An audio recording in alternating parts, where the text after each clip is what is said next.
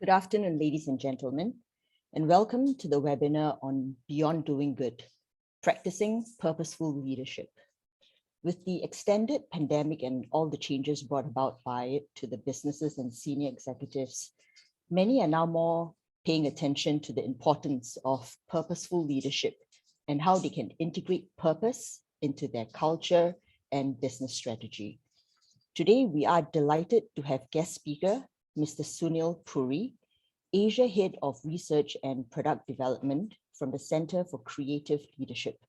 Sunil will be sharing key takeaways from the in-depth research on this very topic. At any time during Sunil's presentation, please feel free to type your questions into the Q&A box, which you will find at the Zoom toolbar at the bottom of your screens. I will be back to moderate the Q&A session with Sunil after his presentation. So without further ado, I would like to hand over the time to Sunil. Sunil, please. Thank you, Sharon, and thank you all for finding the time this afternoon to be with us to talk about one of the themes that I'm extremely passionate about. So, and this is about being purposeful leader and practicing purposeful leadership. Let me share my screen quickly. And while I do that, as you heard, my name is Sunil. I head up research at the Center for Creative Leadership. For those of you who don't know about the Center for Creative Leadership, we are about a 50-year-old organization, a not-for-profit headquartered in the US. We've been in the region, particularly in Singapore and ASEAN, for about 15 years now. And the mission we have is to make leaders a better version of themselves. So we partner with the leading organizations across the world, helping their leaders through open enrollment programs, through custom interventions, through coaching interventions, and now the digital mode. My job in the organization is to look around the block, identify leadership and talent trends, document those trends, study those trends, publish those trends, and then go out and teach the leadership trends that we are finding or interesting findings that we have on Asian leadership to the stakeholder community in forums like this one. All of the work that I do is about Asian leadership and leadership in Asia. All of the work that I do is on the internet. You can go to the website and download all the research that my team has written over the past few years. So as you can imagine, as a researcher, I end up speaking with a lot of boards, lots of C-suite executives in organizations, and the word purpose and sustainability has popped up much more in the last 2 years than ever before in my career. So I've been a researcher for over 2 decades now, but interestingly, the word purpose and sustainability came up much more when I was speaking with board leaders, when I was speaking with management teams, executive teams, C-suite leaders in the last 2 years. And we kind of intuitively know the answer. And board directors and C-suite leaders told me that organizations were shaken up in the last 2 years, and organizations, even those organizations that thought they were infallible or not vulnerable to let's say the socioeconomic and environmental shifts or challenges that were playing out in the context. Now, organizations that already had a sustainability or purpose agenda started to pursue that with much more passion in the past 2 years. And you're all leaders, so I'm hoping you see this playing out in your organizations as well. And organizations that did not have purpose and sustainability in their lexicon or their vocabulary, and there are plenty, I must tell you, started at least talking about it. That, hey, what is the purpose of my organization? Why do we exist? And what can we do to serve our stakeholders better? Even at individual level, I'm sure you've asked that question in the last 2 years. I asked that question of myself in the last 2 years. What is my purpose? What is the legacy I want to leave? Yeah, in some cases we found good answers, interesting answers. I'm sure most of us are still searching for the response to, hey, what is my purpose? What is the legacy I want to leave? So purpose, and having said that, purpose and sustainability were topics that were trending in the last 2 years. Everybody was talking about it, and therefore, at CCL, we are investing a fair amount of our research energy studying sustainability and purposeful leadership. Now, why some organizations do better than the others? Leaders that practice more purposeful leadership, what are they doing differently? What are the skills they have that help them do or practice purposeful leadership in a different way? What are some of the mindset changes organizations must bring about as they think about being more purpose-led or more purposeful? Those are some of the questions we try to seek answers to through this research. Now, purpose is trending, but before I share with you some data around why we feel purpose is trending, let's find a common definition of purpose that we've used in the research. Now, at a very high level, purpose is the why of the organization. Why does the organization exist, and how will it stay relevant in the longer term? Some leaders tell me that it's the third pillar of the organization definition, beyond vision, which is what, and mission, which is how. Purpose is the why of that equation. And purpose is kind of different from sustainability, ESG, CSR, philanthropy, altruism.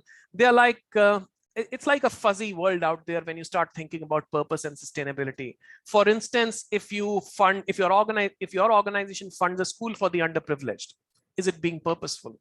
If your organization publishes, let's say the ESG report or the environment sustainability governance report, which is extremely popular these days. All organizations worth their salt, they publish these reports and talk about that in their PR and media campaigns.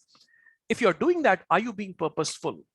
If you're helping your fellow citizens with funds and resources during a natural calamity, is that being purpose-led? So it's a fuzzy world out there, but at a very high level, purpose is the why of the organization.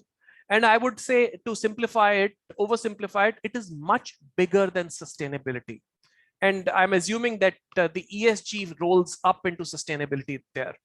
It is much more emotional. It's much more psychological. It is the North Star of the organization, North Star of the leaders, when they think about what the organization out there is set out to achieve.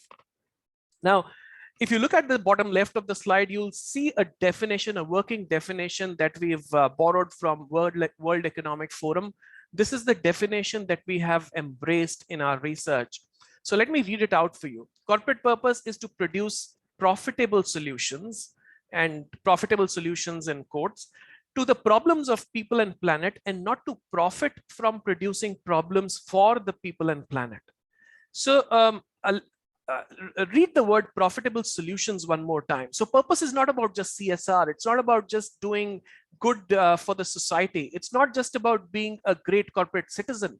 It is about integrating the good that you are doing such that the organization also does well in terms of financial sustainability. So produce profitable solutions, not just go out and do good for the society. Integrate that with the business strategy of the organization.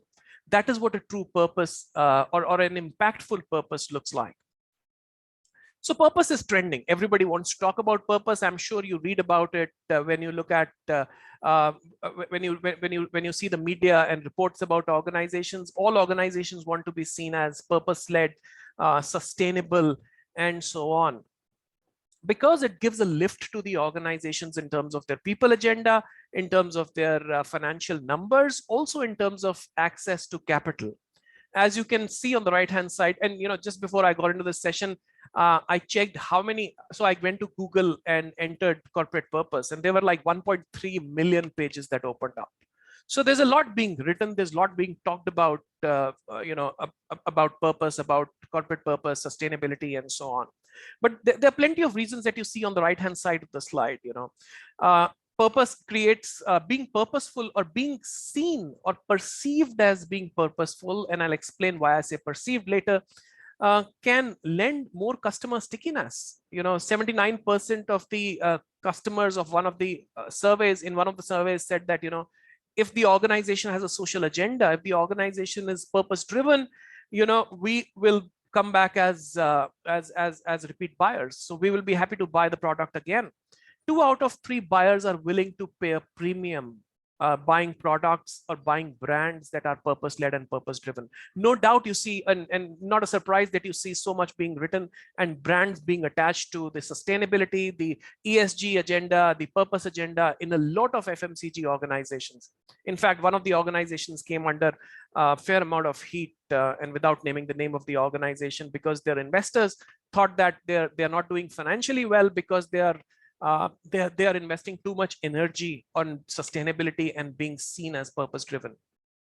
Purpose also results in innovation. So organizations that are more purpose driven also have a 30% higher score on the innovation index. They are able to attract better talent. So 64% of the Gen Y say that they wouldn't work for an organization that doesn't have a social agenda. There's a 1/3 drop in employee engagement if the organization is seen as not being purpose-led. 40% lift in talent retentions.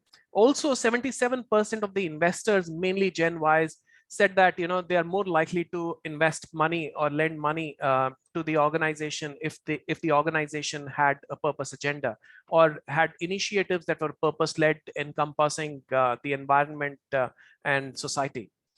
Also, there was a survey done in 2020 which showed that organizations that were viewed as purpose-driven had a 14% lift in their top lines in 2020. So, there are more than plenty reasons that the organizations want to be seen as purpose-driven and purpose-led.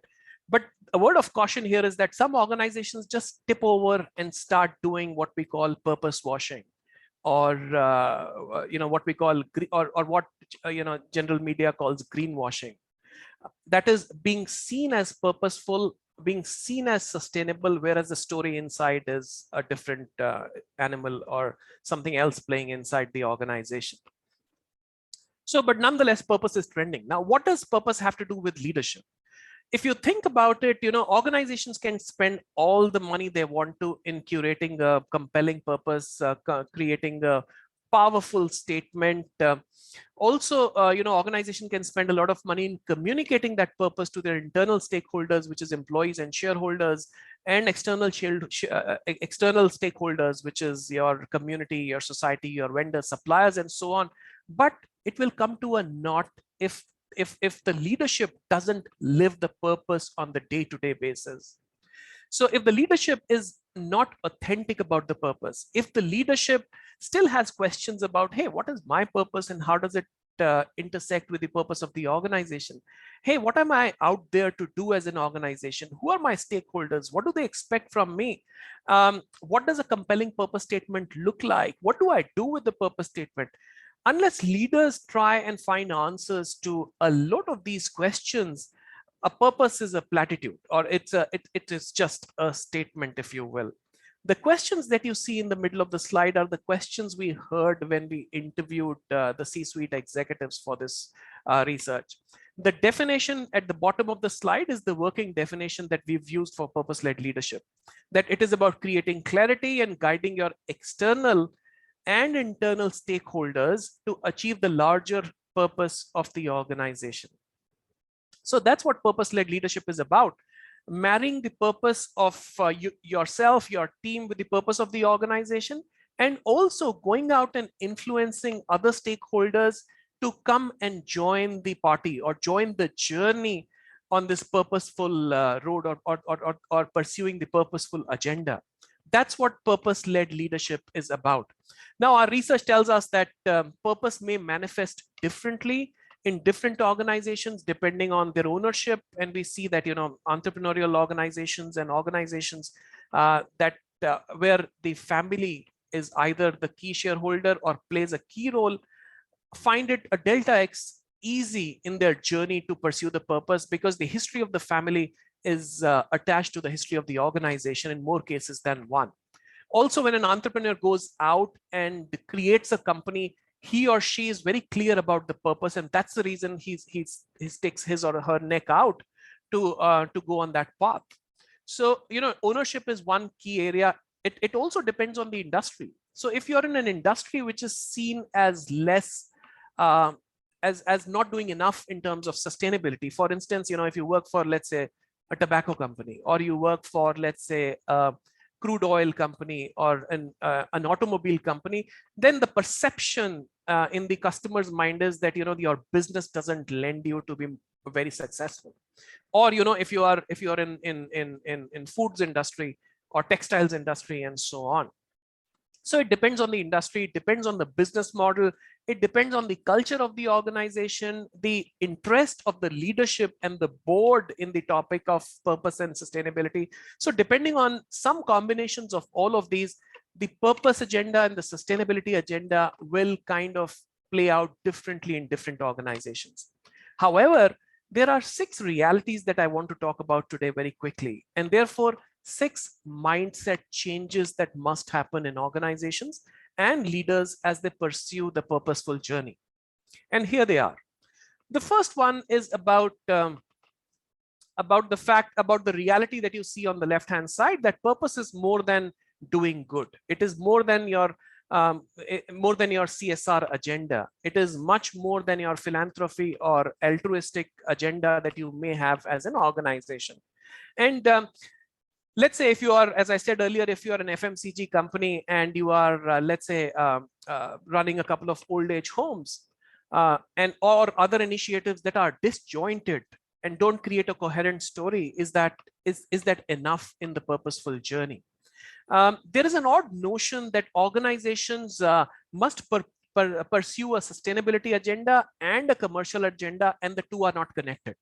Now, that's not true, because if you're in a context where, let's say, the education system isn't adequate, or let's say the air quality isn't clean, you may not find good employees to work in that vicinity for that organization, or you may not have enough talent or access to enough talent if there are not enough good quality schools or colleges churning out potential talent to work for you. And therefore, the context matters. Therefore, where you operate matters. And therefore, the commercial agenda and the environment and social agenda of the organization are, if you will, joint at the hip, for the lack of better term. And organizations that pursue the purely altruistic agenda or purely philanthropic agenda, and there are a lot of organizations that do that, believe that if they pursue the social agenda and they create social value, the economic value will follow, which is not necessary, which may not necessarily happen for a lot of organizations.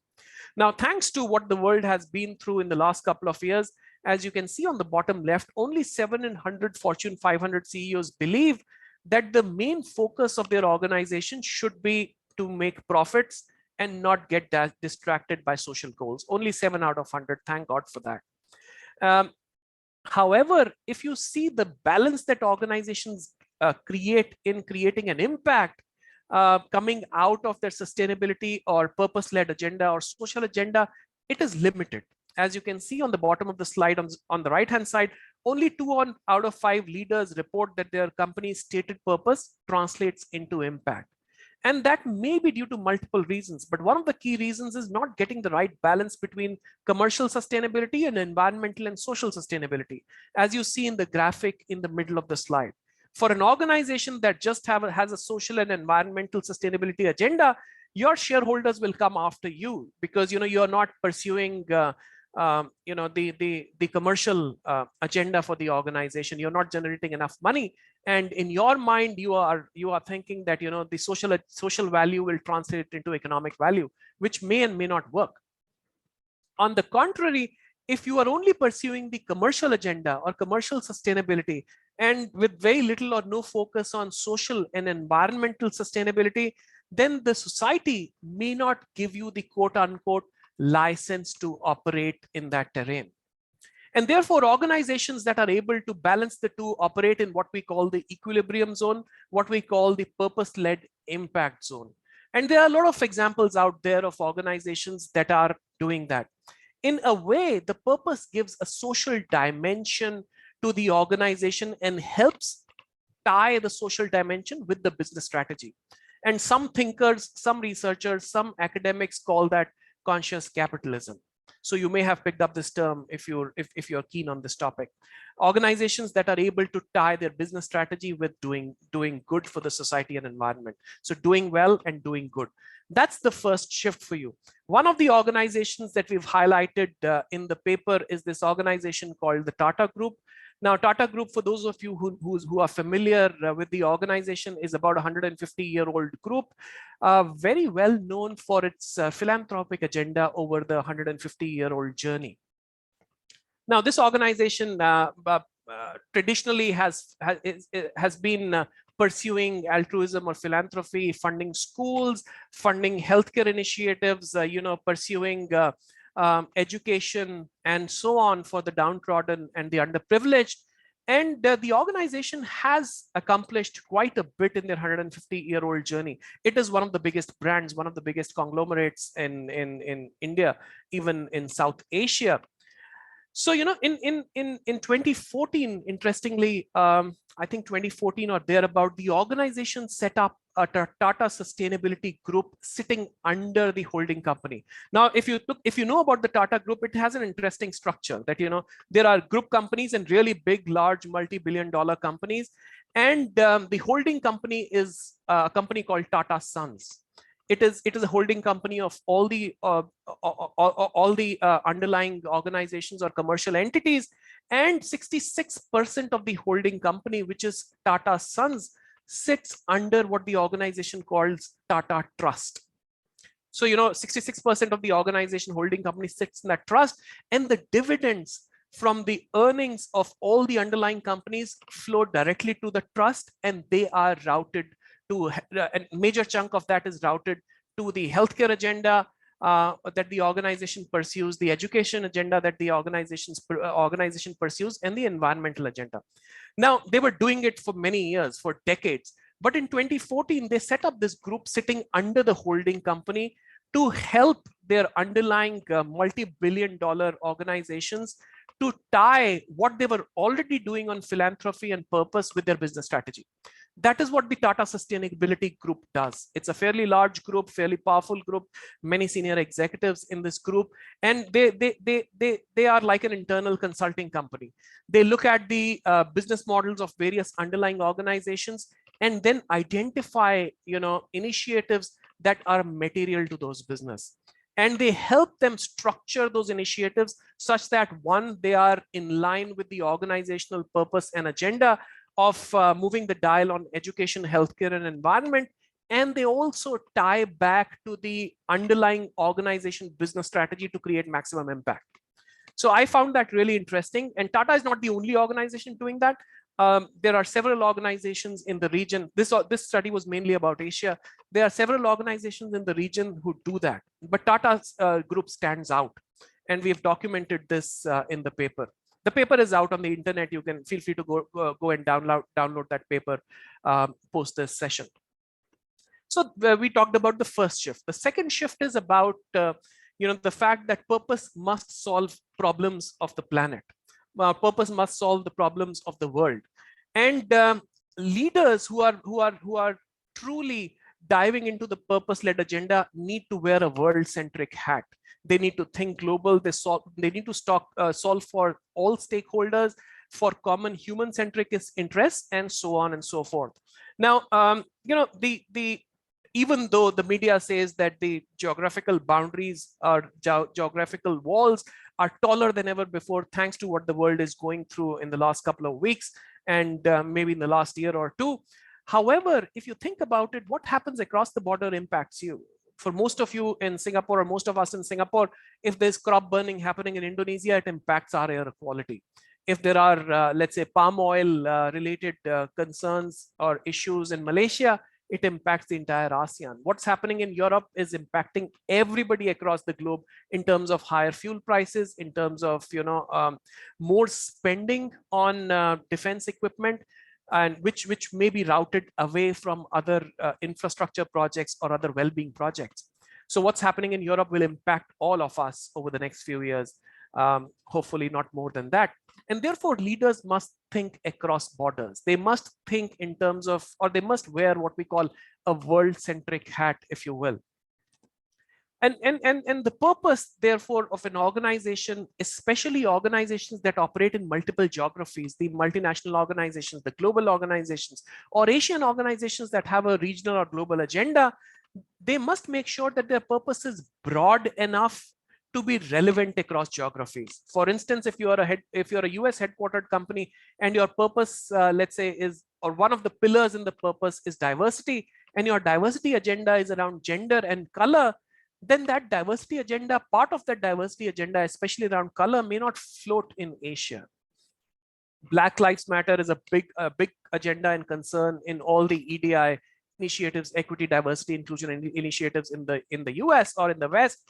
In our part of the world, not very relevant. And therefore, the purpose should be broad enough so that it is relevant to all the operations, all the geographies that the organization operates in. But it shouldn't be too generic that it doesn't touch the emotional chord in the key stakeholders. To give you another example, think about a railroad company.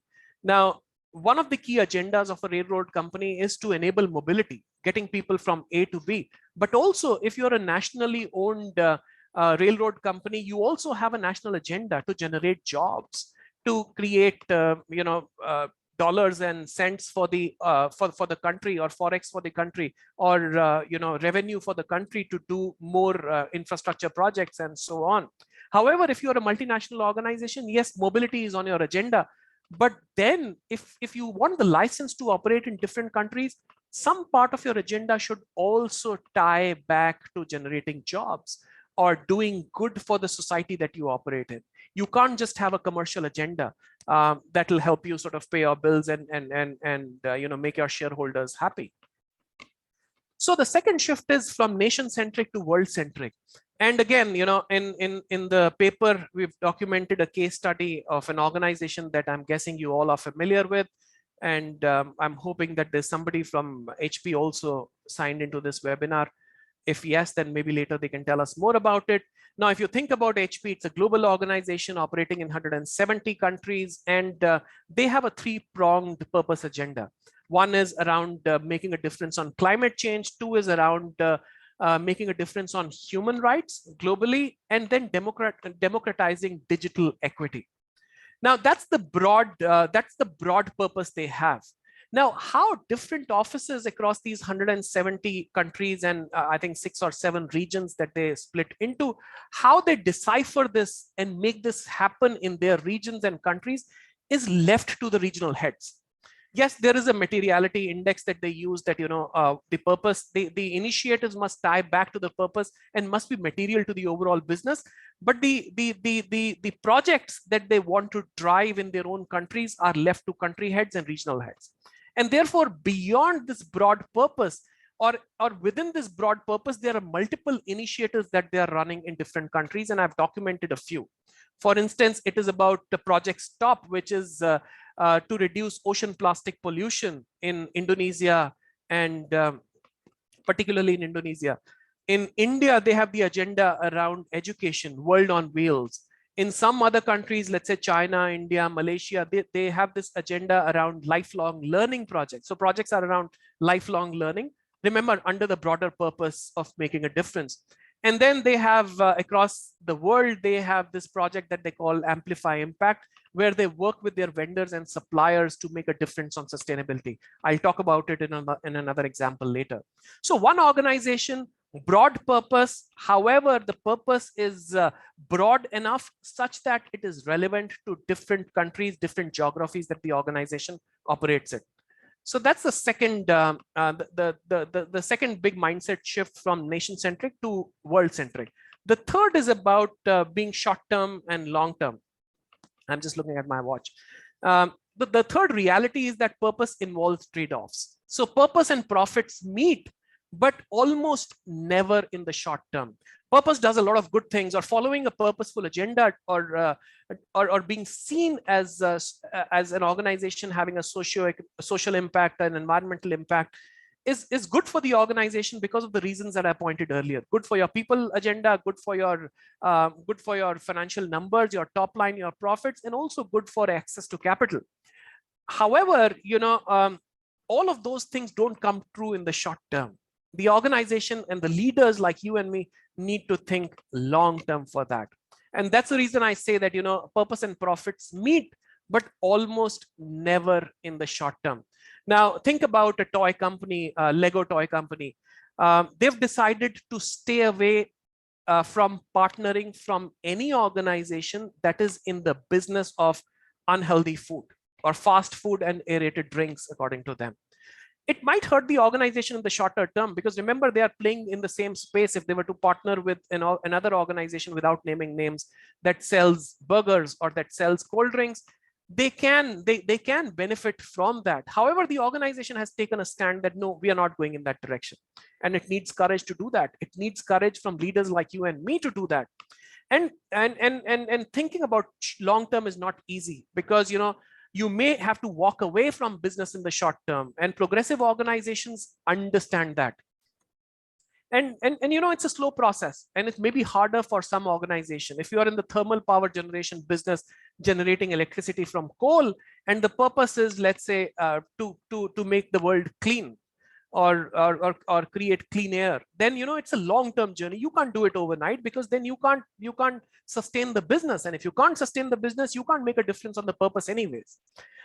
If you're a mining company, as I said earlier, and the purpose is to make the world green, then yes, it is possible, but in the longer term, you can't do it in the short term, because then you wouldn't have dollars to do that purpose anyways. And therefore, the leaders need to think long term. They need to think about long-term revenue, long-term impact on the society, and long-term impact on the environment. And in a classical example, a lot of organizations, especially banks and financial institutions, are talking about financial sustainability. But if you are talking about financial sustainability, and what you are using as a KPI for the frontline staff is 30, 60, 90-day receivables or non-payments, then you are doing what I call purpose washing. You are telling a different story, but pursuing a different agenda internally. And therefore, the leaders need to be really courageous. The organization needs to be courageous to take a long-term stand. Now, one of the organizations that we've documented, and this is a case study from a European organization, because the learnings came out most clearly in this one, is an organization called Nest. You may know of the organization if you're in the clean energy space or energy space in general. This is a European company. I think the organization was founded in 1948, so many years ago. And it's been for most of its life, it was in the business of crude oil exploration. However, in 2009, as you can see in the slide, Nest decided to move its focus from crude oil driven business to clean energy. Their purpose, they decided, should be to develop sustainable sources of energy that would help reduce emissions. So, very different from very different purpose of what you expect from a crude oil exploration company. And the organization decided to pursue that. They got a buy-in from the board, and the CEO started to pursue that journey, much to the much to the disliking of their key stakeholders. Your shareholders did not like, because you were taking a hit, because you were walking away from some work in the crude oil exploration business, or walking away from some business which was impacting the top line of the enterprise. Your employees weren't happy, because guess what, oil exploration companies are the rich companies, or were the rich companies till very recently. They still pay the best salaries and best retirement benefits, and so on. So the stakeholders weren't happy. The CEO came under a lot of fire. The leadership team came under a lot of fire, and everybody started questioning it 1 year or 2 years down into the journey. But the CEO held on, and I use the word courage again. The management team held on. The board, stood firmly behind the CEO and the management team, even though there were cracks during that journey. So they gave themselves about 7 to 8 years, and they turned it around in 7 to 8 years. In 2015 or 2016, their revenue from renewable energy was more than the revenue from their crude oil business. And even the profits coming from clean energy business, surpassed the profits coming from the crude oil business at a high level.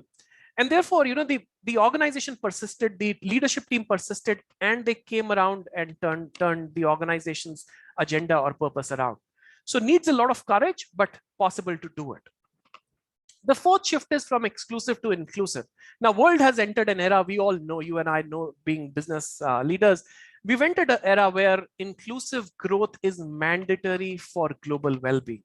We need to be inclusive. You can't just go solo on your journey and hope that the organization will do brilliantly. You need partners. You need tie up with partners, vendors, suppliers. You need to work closely with shareholders, not only majority shareholders but minority shareholders. Obviously, you need employees on your side. You need to even work with governments, need to work with regulators, and so on.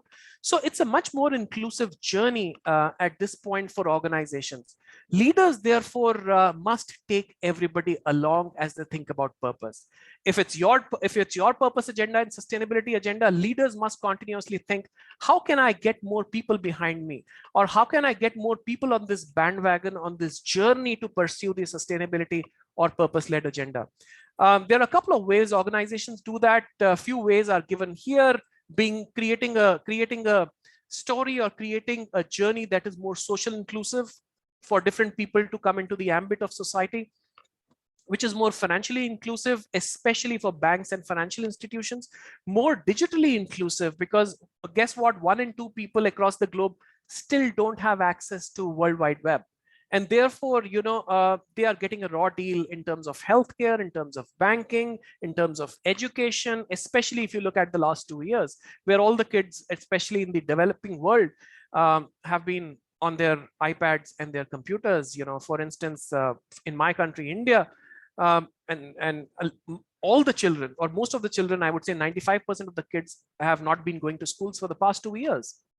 And imagine a family which is not as affluent to own a computer or a desktop. Imagine the situation they may be in, or the kids may be in, and therefore digital inclusion, and then diversity at the top to make the organization more inclusive. A couple of examples that we've highlighted in the paper. Microsoft has this Airband initiative where it provides broadband services to people who need it, especially in the developing world. MasterCard is partnering with a lot of stakeholders and pursuing a financial inclusion agenda in the region. I talked about HP earlier. So HP has this Amplify Impact initiative where they help their partners, and these may be very small organizations selling HP products globally, and they have, I think, about 250,000 such organizations. So they encourage these organizations to come on board. They'll spend some money getting to understand what are the areas they need to work in, and also give them resources to upgrade themselves and train themselves and their staff in terms of sustainability, just to make sure that their sustainability agenda, which may not be there, because these may be really mom and pop kind of stores, their sustainability agenda ties well with the sustainability agenda, the global sustainability agenda of HP. So they have this Amplify partner program. And therefore, the shift being to think inclusively. The fifth shift is about thinking from organizational purpose to tying organizational purpose to personal purpose. The reality being on the left-hand side that purpose must be aligned. And if you think about it, purpose and employees are intertwined. We don't live in the 9-to-5 world anymore. I'm dialing in from my home. I'm sure a lot of you are working from home in Singapore as well, because it has this 50% work from office policy at this point. And therefore, we can't, if I'm sitting at home and working from home, I can't divide my life into professional and personal. It crosses over now. We can't be one personality on the screen working with our clients and colleagues and our partners and vendors and suppliers and my team, and then be another personality when I step out of the study that I have in my house. So lives cross over, and therefore therefore the purpose intertwines with the lives of the employees. And while a lot of people get that in theory, as you see on the bottom left-hand side, only 2 in 5 employees believe that their organizational purpose is aligned to their personal purpose. So something is not right there. And the responsibility sits with leaders like you and me.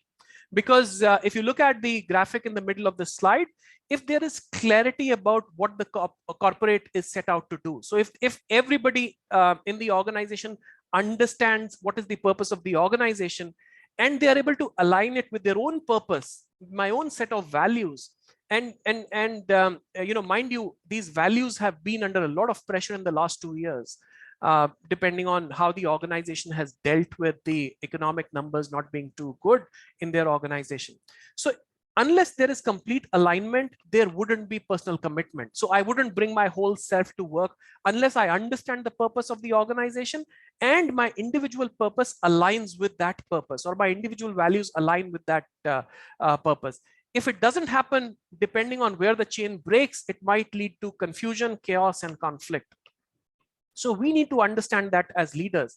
Now, what can leaders do about it? Number one, they need to, first of all, believe in the purpose themselves, and then cultivate their own personal purpose. If you haven't asked that question, I would encourage you to do that. What is your purpose? What are the set of values that drive you?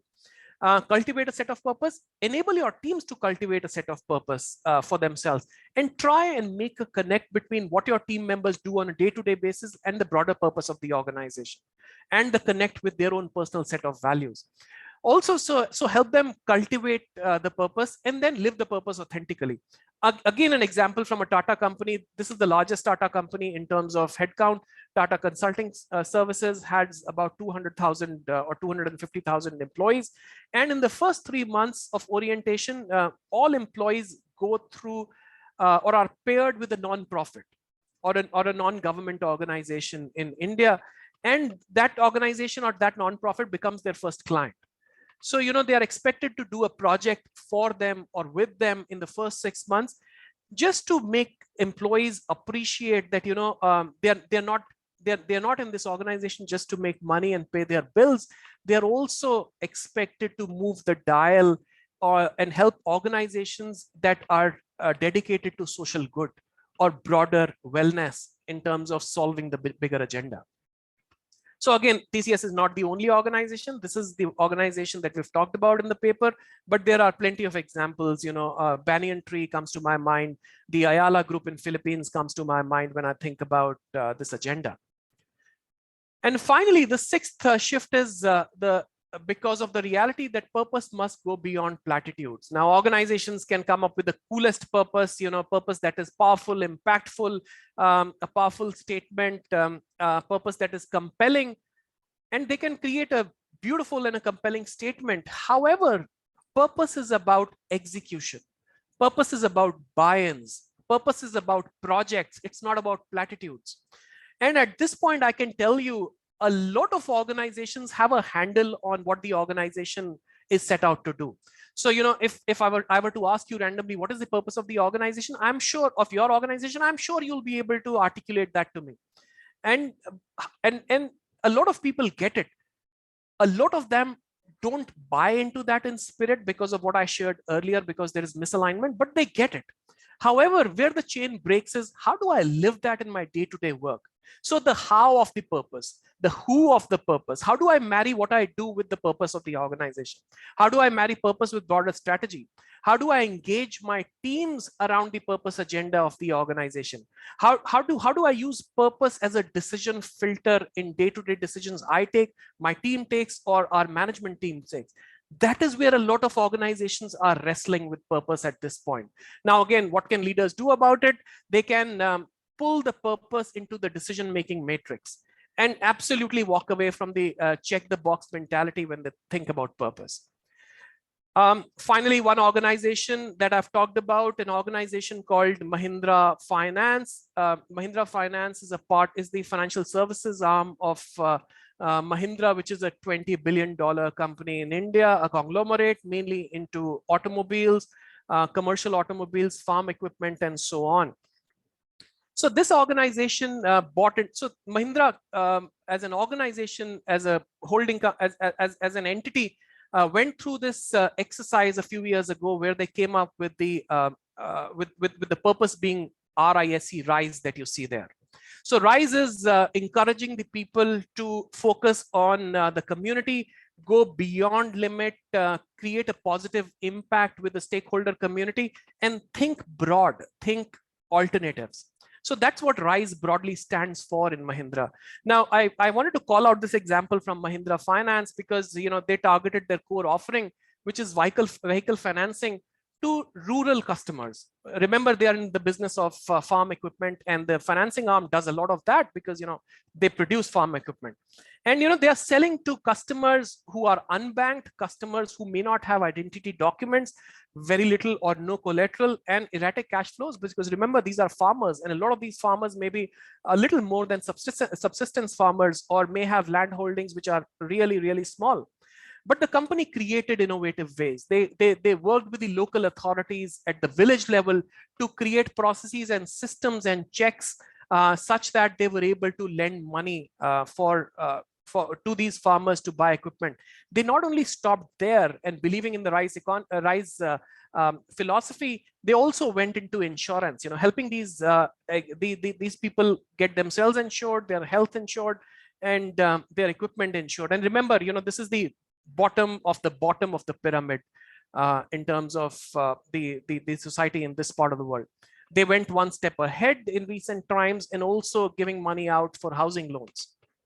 So an organization that in the true sense is trying to operationalize the big Uber agenda that the parent company has around RISE, which is create positive impact, think beyond the obvious, and so on. So they've used that Uber concept to create operational processes at the ground level. And that is what the sixth shift is about, from why to how. Now, very quickly before I conclude and hand it back to Sharon, there are six capabilities we've talked about in the paper. Each of these capability and skill ties back to the mindset shift. Multidimensional sense making is about driving the impact. Empathy is about having a world-centric agenda and stepping into the shoes of people outside your country or your own countrymen beyond the vicinity that you operate in. Having the courage to pursue short-term agenda, which may hit the top line of the organization adversely. Having the right level of humility, inspiring others, especially when you are encouraging others to create their own set of values, and strategic thinking to convert from why to how, as we talked about in the last shift. Now, before I hand it over to Sharon for some interesting Q&A, hopefully, one last point of caution, if you will. Sorry, one last point of caution, if you will. Focus on impact as you think about purpose at your organization level. Don't overmeasure purpose, because just for reporting, yes, you must report it for your branding and marketing purposes, but don't spend extra dollars or incremental hundreds and thousands of dollars just to measure the KPIs around purpose. Yes, you need to do that at a very high level, only if the measured KPIs are resulting in behavioral change at an executive level, or behavioral change at in terms of changing the culture of the organization. And lastly, be wary of greenwashing. I've put some brands down there. Again, the caveat is that this doesn't come from me. I have sourced these brands or these company names from some secondary research. These are brands that came under scanner at different times in their life. And these are all brands that you and I use and know. They came under the scanner for alleged, and I say alleged, purpose washing. For instance, Exxon for polluting the environment while telling a story that they are all for sustainability and environment. Volkswagen, famously, they put some equipment, they put some equipment to cheat the emission tests. We all know about that. It was in the media. Their CEO got fired because of that. Starbucks, interestingly, one of my favorite brands, I think 2 years ago, they changed from a straw and lid to a lid with a hole, right? And the story was that the lid with a hole is, they're doing it for sustainability. However, some academicians and some R&D folks alleged that the new lid was less sustainable, so it was less environment friendly. They were using more plastic in that. A lot of financial institutions have come under the scanner for lending money to non-sustainable projects. IKEA famously, they did up a store in London where they said this is the most sustainable store. But guess what? That's to create that store, they broke another store that was also touted as a sustainable store. So they broke one sustainable store to create another store that is more fancy looking in the name of sustainability. A lot of textile and clothing companies like Zara have come under the heat because textiles are and waste cloth is filling in the landfills, if you will. Evian talks about environment, but they use one-time use plastic, and they've refused to go away from that for most of their production. Coca-Cola, again, another company that talks about sustainability but refuses to move away from plastic. So again, these don't come from me. These are sourced from a secondary paper, and these brands and many more came under the scanner in the last a couple of years for alleged purpose washing or greenwashing. Now, I want to leave us with this quote that this is a new era. We are not going back to the narrative of shareholder primacy. Any company that dares follow that route will be punished by society, customers, employees, and most certainly by investors. That's the future of organizational existence, and that's the criticality of pursuing purposeful leadership, more sustainable leadership with a more social agenda in the future to be more future ready and future fluent. You have my email ID at the bottom right. If you want to participate in this line of research, or if this is something that you are passionate about, write to me and we could talk. Now let me hand it over to Sharon. Sharon, over to you. Thank you very much, Sunil. Let's move into the Q&A segment. Once again, I'd like to encourage our participants to type in their questions in the Q&A box. But meanwhile, let me just kick off with a couple of questions for Sunil. Do you see this narrative of purpose eventually becoming part of the fabric of an organization, or is it really just another fad? So Sharon, honestly, at this point, I would say at this point, most organizations are doing it for branding. And it is sad that most organizations are doing it for branding. Not so sad, because at least they are doing something. But it is mainly for branding, that they want to be seen as purpose-led. They want to be seen as sustainable. They want to be seen as clean, a clean organization, because it helps. It helps push your people agenda. It helps push your financial KPIs, or meet financial KPIs of the leadership team. It also helps you get better access to resources. So at this point, I would say a lot of organizations are doing it for the optics of it. But again, it's not a bad start. However, and I'm referring back to the quote that I read out last, eventually the society will take away the license to operate, for the lack of better term, for the organizations that do not honestly pursue a social and an environmental agenda. And so eventually, it may happen over the next 5 years, next 10 years, who knows, over the next 2 decades. But my guess is, because of the last 2 years, this may happen much sooner than you and I can predict. But it wouldn't be a fad in the longer term. Right. Okay, and there's a lot of talk about the social and the environmental angle, the positive impacts in these two areas. Should purpose always have a social or environmental angle? What if the organization's purpose is really just to generate wealth? And that's fine too. The organization, and there are a lot of organizations, and again, without naming names, I was talking to a large technology company yesterday. Their purpose is to get to bring the best of technology to their clients, which is fine. I mean, no organization at this point would say, no organization worth its salt would say that, hey, we are out there to make money, because it's not the politically right thing to say. Internally in their board meetings, they may discuss only commercials, and they may only have their KPIs of the leadership team tied to commercial results, but they wouldn't say that. But it's okay to have a purpose around technology. However, it is not sustainable in the longer term. Now, I might set up an organization to solve for a challenge that I see, let's say around mobility, and mobility issues at low cost in my country or my region. Let me set out a company to do that. And my purpose may be to have more people mobile. But I can't stick with that purpose for the rest of the life of the organization, especially if my dreams are to make that organization really big, really respected, and have a much greater life, much beyond my lifetime. So at some point, I'll have to integrate the society and community, because guess what? Otherwise, as I said earlier, the license to operate will be taken away at some point in the life of this organization. Thank you, Sunil.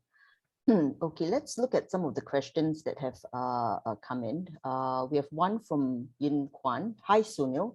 You mentioned the FMCG company, which was singled out by shareholders for not reaching its profitability goals. How can companies navigate such delicate situations, i.e. the competing requirements from shareholders and purpose-driven consumers? Finding the right balance takes time. Hey, great question. Great question. I wish I had a silver bullet to meet that one. It's not easy. I never said it is easy, right? So it's not easy. Getting that balance right is not easy. However, some organizations do that better than the others. And a lot depends on the leadership team and the board collectively, what they are set out to accomplish. You know, it's okay to have a sustainable agenda for a brand. It's okay to pursue that agenda just to make sure that, you know, the brand is seen in a good light, and on the side you are doing good things for the society and the community. However, you know, if you get that balance, if you tip over that balance between getting the sustainable agenda and the commercial agenda or the profit maximization agenda, if that balance goes out of whack, somebody will come after you. In this case, and without naming the name of the organization, because they are one of our key clients, and because I might get into trouble with, but if you Google, you'll figure out the name. In this organization, they probably, because the CEO and the leadership team was extremely passionate, and I give it to them, extremely passionate about sustainability, they probably tipped over that balance out of the impact zone that I was talking about. It's not easy. It's not easy. And I think the shareholders did the right thing. So even though they came under a lot of negative press, the shareholders did the right thing because they are shareholders and they are expected to call that out. One of the shareholders said that the organization is pursuing sustainability too passionately, and which is and thereby the organization did not grow as sharply as its competitors in the FMCG space. Now the shareholders did their job right, and which is the balance we want in the organization. You want your shareholders to call out. You want your board to call out each time you are tipping out of that impact zone. And you also want your CEOs to act accordingly if you are tipping out of that zone. Not an easy thing to do. The key stakeholders need to play their role passionately. In this case, they did. And the key stakeholders, if they play their role passionately, they will navigate they'll find a way to navigate into that zone sooner rather than later. Thank you, Sunil. Let's take that question from Shirley regarding SMEs. MNCs have the resources to drive purpose-driven programs, but in Southeast Asia, where SMEs contribute to at least 75% of the economies, they don't have enough time, financial means, or bandwidth to focus on such programs as they're trying to survive or grow their business. What advice would you give to SMEs on how to begin this journey? Is there a guide on how much time, or is there a percentage of revenue that they should dedicate to this purpose? Yeah, I would say that, you know, if you are an SME, you set out to do something different. You set out to solve a problem. You know, if I'm an entrepreneur, as I said earlier, I just wouldn't go out and start a company. I am there to solve a problem, and that's the reason I have my own organization and I'm an SME. So if you've done that, then you're already going out and serving some purpose. Now, what you may not have, as I explained earlier, is a social and an environmental agenda. And I don't blame the SMEs. You know, you are in a survival mode as a small organization. Your job is to make the organization financially sustainable in the shorter term. So think small. Even if you can touch the lives of the employees that work in the organization as an SME, worry about their well-being and well-being of the vicinity in which the factory or the industry or the unit is set up. Even that's a good start, you know. And you might start small. You might start by you know, maybe funding a school for the underprivileged, or maybe funding a school or giving some money to the school where the kids of the workers of your factory or your industry work. A reality in India, you know, for instance, or in Bangladesh or in Sri Lanka, a lot of people who would come to work for me at the front lines in the shop floor may not have enough money to send their kids to the school. So start small, maybe funding, making that one of your philanthropy or altruistic agendas to start with. However, as the organization grows, you need to start thinking beyond your employees. You not need to start thinking beyond the vicinity of the organization, start thinking about the city, start thinking about the region, start thinking about local community, broader community, country issues, regional issues. So I would say there's no guidance in terms of how much you should spend, because your first priority is to exist and do well financially. Because guess what? If you don't have money to play with, or if you're not paying your bills, the entire SME goes under. And in any case, no agenda will be followed then. So become sustainable, and then become sustainable financially. But once you are sustainable financially, cross over and try and be in that zone of impact that I talked about in my first shift. Thank you. A second question from Shirley, which is something that I'm also interested to find out more. If employees are not engaged or do not buy into the corporate purpose, despite encouraging efforts, what should the company do? Is it ethical to penalize them in some ways, like slower promotion or smaller bonuses based on them not being aligned to the corporate values? So there's a bit of a misalignment. What should leaders do to reconcile this or to encourage that? Yeah, so thanks for a great question, Shirley. I get this question all the time when I share this research. And Shirley, I hope you're not in HR, because if this is happening in an organization, one of the parties that should be blamed squarely is the HR function. Because if this is happening with, if it's a one-off case, then I can understand. But if it is happening with a bunch of people, then your recruitment practices, you need to look at your recruitment practices closely. You need to look at who are the people who are getting attracted to your organization, interviewing, and why are they getting attracted to the organization, and what does your selection process looks like. So ideally, and again, quote unquote, ideally, people who should walk into the organization should buy into the purpose of the organization, and that should be one of the drivers for them to work for you. Now, if there is a mismatch, then if it's a mismatch at a senior level, then I'm guessing it may result in either the leader walking out or some combination of that and the organization taking some action. Though that's a gray area, I would say. But it doesn't necessarily have to result in severance, or it doesn't necessarily not severance. It doesn't necessarily have to result in the leader walking away. And we document a case in our paper where we talk about a leader in an automobile company. And I interviewed this leader. He's a very senior executive. He said, Sunil, I worked for, and he works for a global automobile company, very well-known brand. I interviewed him. He said, Sunil, I saw a chasm in my value system, because I was all for a clean world. I was all for less pollution. I am all for burning less fuel. And guess what, because I'm an engineer and because I work in IC engines, my job took me to work for an automobile company. But he said he struggled with that. He struggled with that for many years. And then he came out and told the leadership team and the board that when he reached a particular level, he said, listen, my passion and my value system is towards a clean world. And guess what, the organization, and he didn't walk away from the organization, maybe because he was being compensated well, or he was at a life stage where he needed the dollars more than pursuing his set of values or passion. For whatever reason, he did not leave. And this automobile company, I think about 8 to 10 years ago, went into electric vehicle mode, not electronic, EV mode. And guess what? Guess who was the first employee in that EV business? This gentleman. Because they knew he's passionate about clean air. He is passionate about clean energy. He is passionate about making the world a cleaner place. He was the obvious go-to to this particular company, tied up with another larger automobile firm. And he was the first employee to be placed in that department. A very interesting story, a very passionate story he was telling me. And I think it doesn't necessarily need to result in the leader walking away. There is a middle path. It is not easy, and there may or may not be a middle path. But if the management has an open mind and the leader has an open mind, then there can be a middle path. But if there are too many people in that bucket, then HR needs to look at their recruitment and selection processes. Thank you, Sunil. There is a question from David Leong that's related to also profitability and shareholders. So, hi, Sunil.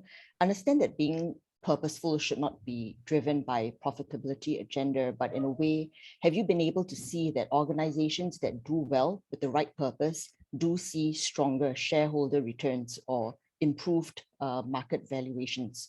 Also in relation, do you see board directors becoming more vocal about company management driving purpose versus bottom lines?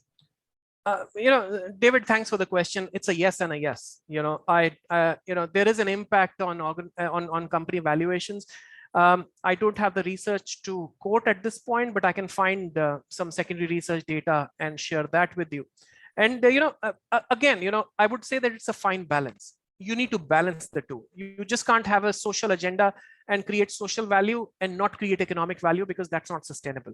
And if you think about organizations that are really making an impact globally, these are your biggest organizations. And they do come under the scanner once in a while, as I showed you on the last slide. But these are also the organizations that have the dollars to make a difference, if you will. So it's a chicken and egg thing. You need to make money to meet your mission. I work for a Center for Creative Leadership, and our mission is to touch leader lives. But our CEO, who's recently retired, he always used to tell me, Sunil, there's no mission without money. If we don't make money, then the mission is gone out of the window anyways. And and therefore we need to make money to pursue our mission. Also, you made a great point, David, about board directors. I would say the onus lies on the independent non-executive directors to be more vocal about this. And I would say more than anyone else, the onus lies on the chair of the board or the chairperson of the board to bring this agenda back into the dialogue. Remember, this purpose and sustainability agenda can drift away really quickly from your mainline problems that the organization is solving for, unless you have an activist investor who is on the board, or the representative of an activist investor is on the board. Unless that happens, this agenda may drift away from the board agenda and what the organization is trying to solve for at any point. However, the chairperson and the independent directors need to bring it back once in a while to perhaps evaluate if they are using that lens in taking key decisions. But you are right, organizations that do have a purpose-led agenda do see higher shareholder returns and improve market valuations. There is research I've seen on that, not CCL research, but there is research out there. Thank you, Sunil. A question from Deepa. In an increasingly VUCA world with far more disruptions than ever before, how can one prevent senior leadership from constantly putting corporate purpose at the bottom of the priority list? I know, Deepa, again, a great question. We just need to make the leadership team accountable. When I say we, it's not the employees, it is all the stakeholders. And as I said earlier, your boards need to step in and do that. The shareholders, both minority and majority shareholders, need to do that. The employees need to do that. And I can tell you that the Gen Ys, the people who are the employees who are much younger than I am, they are extremely passionate about this. So, you'll get hit on the talent front if you're not doing this. And therefore, implicitly, the organizations will be pushed towards pursuing that journey. So, your employees will push you towards that. Your stakeholders, your vendors, suppliers will push you towards that. For instance, in a lot of, if you're, let's say, partnering with HP, they may not partner with you unless you have a sustainability agenda. So if you are an SME and you are thinking that my sustainability agenda can sit in the backseat for the next decade, but I need to partner with HP to take my business forward, they wouldn't partner with you. A lot of global organizations have that policy, and therefore your partners, your vendors, your suppliers will push you in that direction. At this point, for an organization that is sizable, they have no choice from a talent, from a partner, from a stakeholder standpoint to do anything but pursue this journey of sustainability and purpose. Now, what they may do is they may not pursue it honestly, which again is not sustainable in the long run. If you're not authentic about pursuing the purpose, people will see that. Maybe they don't see it in the short term, but they'll see it in the longer term. Thank you, Sunil. I believe we have addressed all the questions in the Q&A box. Thank you so much. We have come to the end of today's webinar. On behalf of the Chamber, I would like to thank our guest speaker, Mr. Sunil Puri, for sharing his insights and great content with us. Thank you very much indeed, Sunil. Thank you, Sharon, and thank you all for participating. I was kidding with Sharon. Hey, the last 2 times I've shared research, there are not many questions, but this time there were many, and these were hard questions. So I'm guessing that I've touched the chord somewhere, and you are passionate about this theme. If you are, reach out to me, and this is one of the pillars of research that I am working on in CCL. I would be happy to sort of partner with you in this research journey. And thank you again, SICC, for inviting CCL over. Thank you, Sharon, for moderating this conversation, and thank you all. Have a wonderful evening. Thank you, Sunil. It's very much appreciated, and thanks to all the participants for spending part of the afternoon with us. Please do keep in touch, stay engaged with the chamber. It's on the screen now. You can reach us at here-to-help@sicc.com.sg or membership@sicc.com.sg for any membership-related matters. Thank you once again. Have a great weekend and do take care. Thank you.